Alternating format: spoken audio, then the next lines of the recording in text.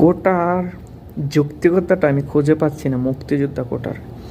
কারণ যারা মুক্তিযুদ্ধ করেছেন তারা পাচ্ছে ভাতা, তারা পাচ্ছে সম্মান, এবং যারা মুক্তিযোদ্ধা ছিলেন তাদের ছেলেরা পেয়েছে সুবিধা, তাদেরকে বিভিন্ন কোটা দেওয়া হয়েছে।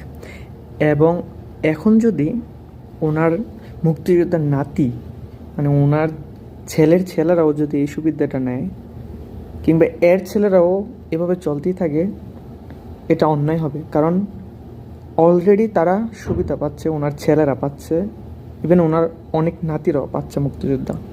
কিন্তু ভবিষ্যতে যদি এভাবে চলতেই থাকে তাহলে সাধারণ যারা মেধাবী আছে তাদের হয়তো সুযোগটা কম পাবে।